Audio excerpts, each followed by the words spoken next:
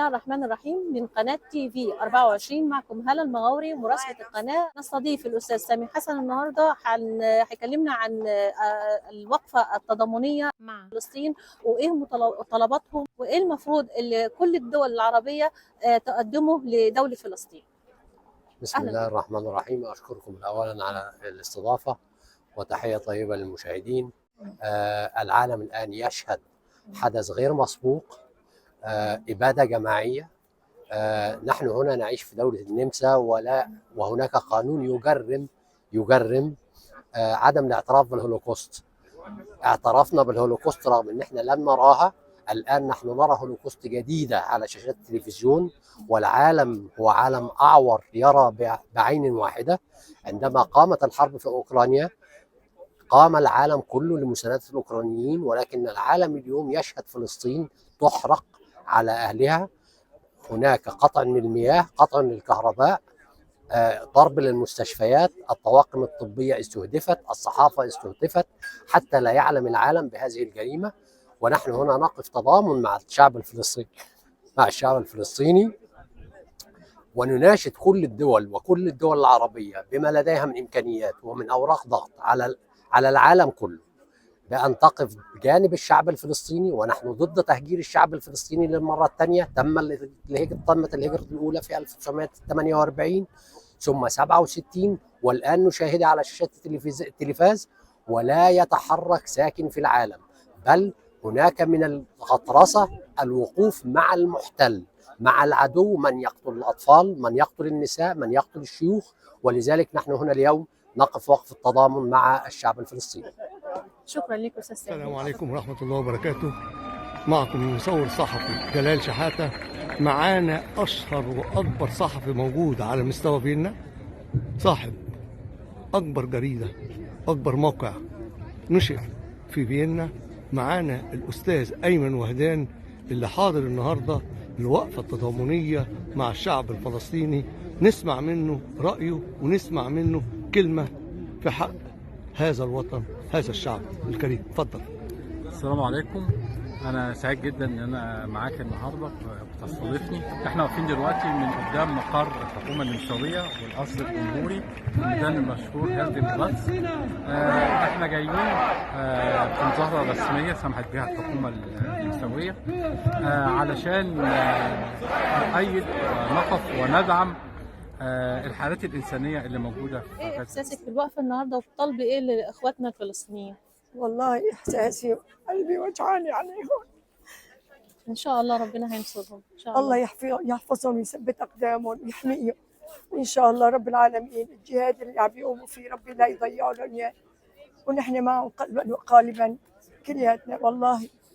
والله يحمي هالاطفال ويحفظهم رب العالمين، ويحمي هالعباد بكل مكان يا رب. والله ما بنريد الأذى لأي إنسان.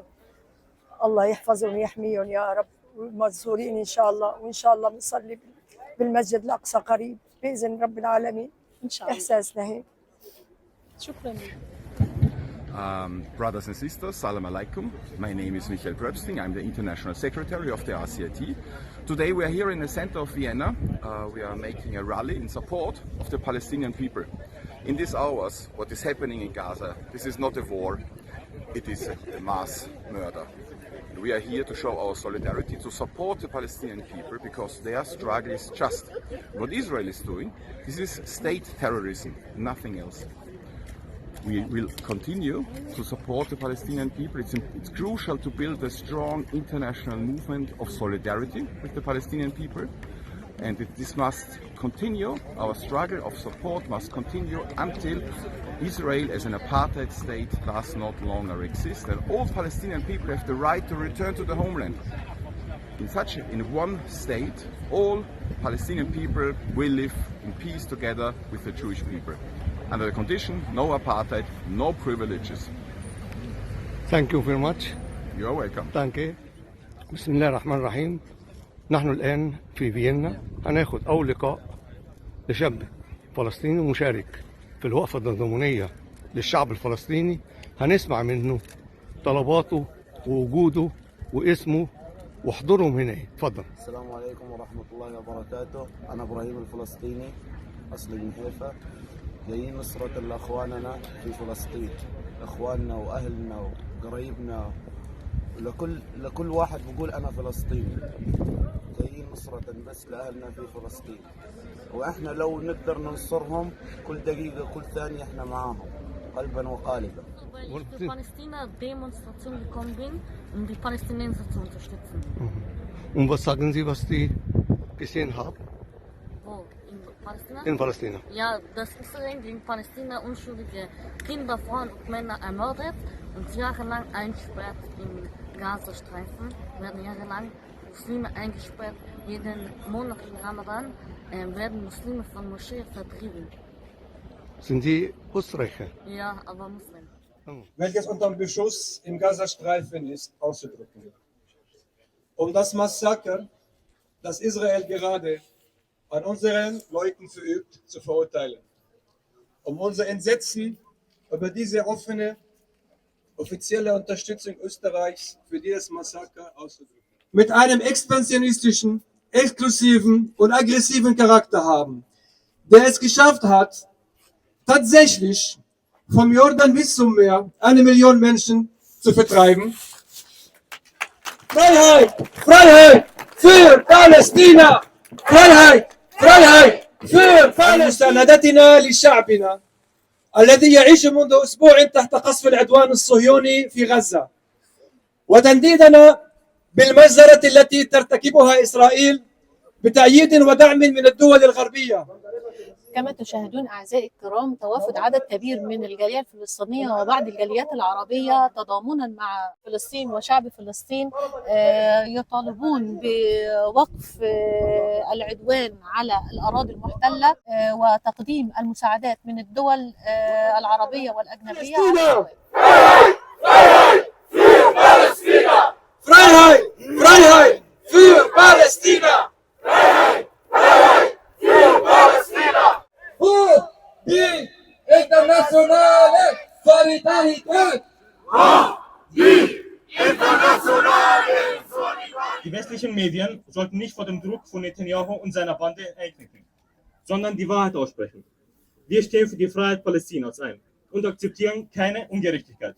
Die Zahl der Martyrer und Verletzte steigen täglich. Und wenn dieses Völkermord nicht Einhalt geboten wird, werden die Opferzahlen ins Zehntausende gehen. Es ist wichtig zu betonen, dass die Probleme im Nahen Osten entschärft werden könnten, wenn Netanyahu und seine Bande den Anweisungen der Vereinten Nationen Folge leisten. Die internationale Solidarität! Die internationale Solidarität! Es gibt einen Terrorismus und das ist der israelische Staatsterrorismus. يسقط نتنياهو! يسقط نتنياهو! شكرا اختي. Die internationale Solidarität! Die internationale Solidarität! Stop das Massaker in Palästina! Stop das Massaker in Palästina! يا للعار ويا للعار باعوا غزة بالدولار! يا للعار ويا للعار باعوا غزة بالدولار! اسقط إسرائيل! Free free Palestine! Free free Palestine! Free free وما زال توافد الجالية الفلسطينية وبعض الجاليات العربية والأجنبية على الوقفة التضامنية مع شعب فلسطين. ما زال الهتافات مستمرة بوقف الحرب الضارية على دولة فلسطين وشعبها في غزة. إلى هنا أعزائي الكرام ننهي لقائنا من أمام مقر الجمهورية في فيينا. كانت معكم هالة المغاوري مراسلة TV 24.